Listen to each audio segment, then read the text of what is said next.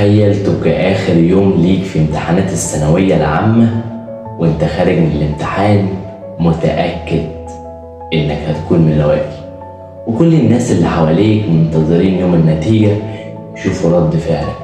بطول السنة بتضحي بخروجات مع أصحابك، بتصحى بدري، بتنام متأخر، بتضحي بكل حاجة بتحبها عشان تحقق حلم واحد بس كنت بتحلم بيه من سنين، وفجأة في أقل من ثانية تلاقي كل تعب السنة كلها اختفى قدام شاشة الموبايل. القصة دي حقيقية حصلت لبنت تواصلت معانا إن احنا نتكلم عن قصتها. كانت بتحلم إن هي تدخل كلية الطب، كان أبوها والمدرسين كلهم بيقولوا إن دي دكتورة إن شاء الله، ولكن اللي حصل بعد ظهور النتيجة عكس التوقعات تماما. قبل ما أبدأ في القصة وأحداث القصة وكل حاجة تخص القصة، حابب أشكر طبعا كل التعليقات اللي جات لي في الفيديوهات اللي فاتت، وكل كلامكم اللي بيدعمني جدا، والرسائل اللي جات على الخاص والرسائل اللي كانت في التعليقات. حابب أشكركم جدا جدا. وفي بعض الناس بيحاولوا إنهم يتواصلوا معانا عشان نتكلم عن قصتهم، إن شاء الله مكملين، وإن شاء الله هسيب لكم في وصف الفيديو رابط لقناة الواتساب انضم ليها لو في قصة حابب إن احنا هنتكلم عنها. نور كانت ثانوية عامة سنة 2015، كانت علم علوم. كل الناس كانوا شايفينها من هي صغيرة إن هي هتبقى دكتورة، حتى أبوها عم محمود كان بيقول أنا مستني اليوم اللي هشوف فيه بنتي لابسة البلطو الأبيض. نور كانت بتصحى بدري تذاكر، وكانت متفوقة دايما في دراستها، وعدت السنة كلها تمام زي الفل، ونور كانت ماشية زي الفل في الدراسة ومع المدرسين وبتذاكر وبتراجع وكل حاجة زي الفل. وجت ليالي الامتحان، نور كانت بتذاكر وتراجع كتير، وكل المدرسين كانوا مؤمنين بيها لدرجة إن المدرسين في ليالي الامتحانات كانوا بيقولوا لها الدكتورة القادمة إن شاء الله.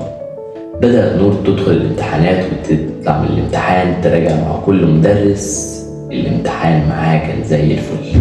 جه آخر امتحان في الثانوية العامة بعد ما راجعت مع مدرس المادة وزي الفل تمام حسب درجاتها، وتوقعت إن هي هتكون من الأوائل. قبل النتيجة ب5 أيام المدرسين كانوا بيرنوا عليها وبيقولوا لها إحنا مستنيين نشوفك في الأوائل، وهي كانت بتقول إن شاء الله. حتى أصحابها كانوا مستنيين يشوفوا رد فعلها، وأبوها عم محمود كان دايما يقول لأمها شكلنا السنة دي هنفرح. وجي يوم النتيجة البيت كله كان متجمع، وأمها كانت في المطبخ وأخوها كان جنبيها، وأبوها كان مستني يسمع الرقم اللي هيغير حياة بنته. نور بدأت تكتب في رقم الجلوس بتاعها وداست على عرض النتيجة، وهنا حصلت المشكلة. بعد ما النتيجة ظهرت نور وشها اتغير. أبوها بيسألها خير، نور ما ردتش عليه. أمها شافت نور وشها اتغير، طلعت تجري عليها من المطبخ، حست إن في حاجة.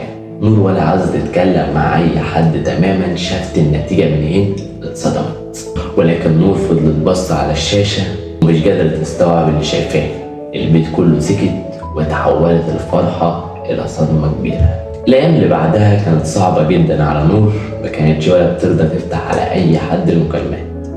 أصحابها كانوا بيرنوا، مدرسين، قرايبها، ولا كانت بترضى ترد على أي حد. كانت بتشوف الكتب في الأوضة بتحزن على نفسها، بتفتكر الأيام بتاع الدراسة والحلم اللي كانت مستقبلاه. أصعب حاجة مرت بها نور إنها بدأت تفقد الثقة في نفسها.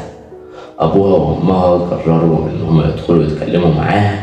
دخلوا الأوضة وأبوها بيقول لها الناس هتتكلم يوم واتنين وهينسوا، أما أنتي استحالة تسامحي نفسك. وهما بيتكلموا معاها نور ما كانتش قادرة تمسك نفسها من العياط.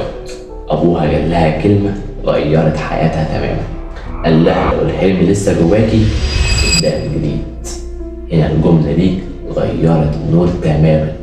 بدأت الثانوية عامة من جديد سنة 2016، دخلت علم علوم، بس السنة دي قدرت تشتغل على نفسها أكتر وقدرت تثبت العالم كله. بعد ما جابت صفر في سنة 2015 قدرت تجيب في سنة 2016 وتحقق لنفسها تدخل كلية الطب.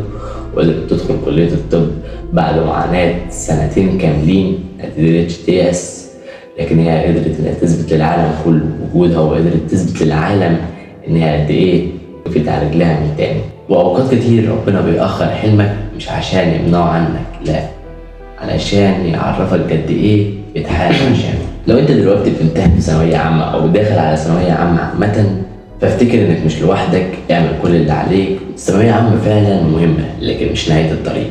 وبس كده، خليك عارف ان ربنا مش هيسيبك في اي وقت، وربنا بيختار لك الطريق الاحسن اللي هتكون انت افضل فيه. وبس كده، خليك مكمل، ممكن المعجزة تكون اقرب مما تتخيل.